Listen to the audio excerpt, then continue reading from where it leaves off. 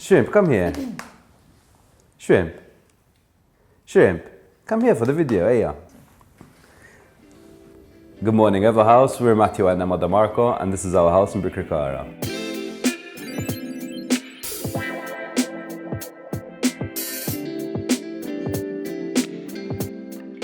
We're very keen on finding a house, not an apartment to live in, and we're very keen on the idea of renovating an old property.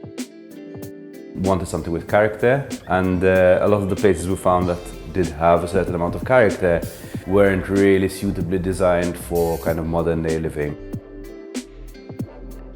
Matt likes to collect a lot of stuff, so we really outgrew our smaller townhouse that we had before. We wanted to have a bit of a bigger space to raise a little family. We have 3 bedrooms here, split over 3 floors. It was a bit of a practical element that we wanted a bigger place. I love the townhouses that I grew up in my childhood, and the sense of space and light and airiness, and how you can adapt those to modern living, and how you can contrast the traditional features of a townhouse with the modern interventions that you put into it. Emma's an architect by profession, so we set straight away on working on the plans and the layout for the kitchen and the dining area. I really like to cook, since that's what I do. I own Emma's Kitchen, and Matt loves to cook as well. So we really focused on the kitchen and dining area. Apart from cooking, we really like to entertain. The dining room was actually the original kitchen and toilet. So what we did is we opened up both walls in the dining room to let in a lot of light. And we opened up one wall totally. The idea is to create an inside-outside space. So while you're eating, you can almost feel like you're outside. And we opened up the wall between the dining and the kitchen as well. Entertainment was really our focus. We found the place in a very different state to the state it's in now. And even the layout of the rooms was completely different. We wanted to let in a lot of light into the space. For the living room, we wanted to create a dark, cozy space. They had split it into a hall and then a smaller living room, which we eliminated, and we painted the walls and the ceiling a dark blue, as we wanted to create this cozy environment.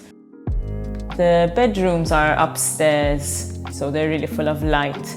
The nursery was a labor of love.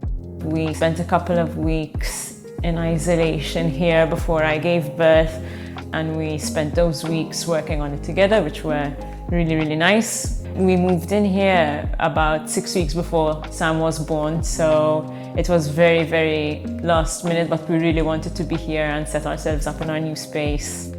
It was quite a strange period to do the renovations, because we started works in March of 2020, which was as soon as COVID hit.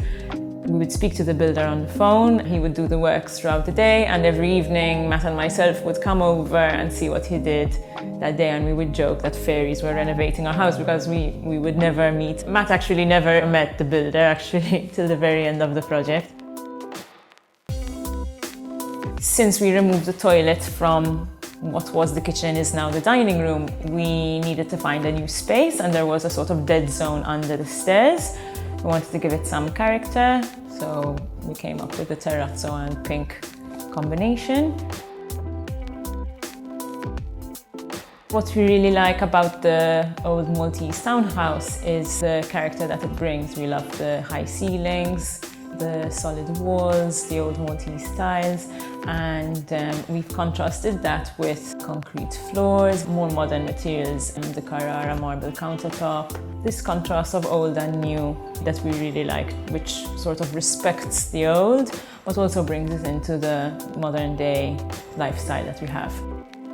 Our home is pretty much a collection of things that we both like, and we've just had to bring into our home and found a way of curating them in a way that they work together. My wife tends to think of me as a bit of a hoarder, so I've become very conscious of the way I have to find something that has to fit within the home. A lot of the things that I look for have like a certain look to them, which I think contrasts a lot with what Emma looks for. And I find that the contrast between the two styles really works.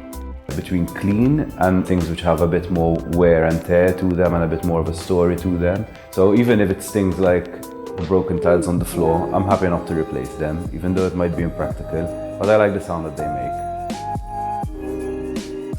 Growing up, I was really obsessed with insects and wildlife. I used to collect a lot of things as I went along, but it looks like a lot of junk. But then I've got my shelves where I kind of put this stuff into a place, and it becomes like an explosion of a cabinet of curiosities.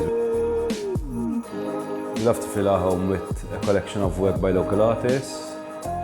Due to my background and my profession, I particularly have a love for typography.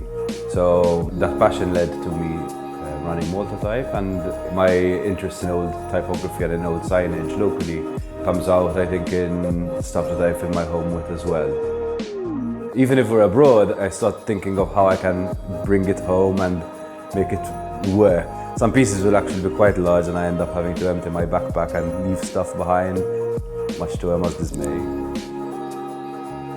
It's a lot of fun because it's an ongoing project, and it's something that changes organically as we change and as our lives change, to build something which is the best place for us to raise our family. Subscribe to the Everhouse channel by clicking on the logo to receive updates on our latest episodes. If you have a project we could feature, get in touch with us at everhouse.co.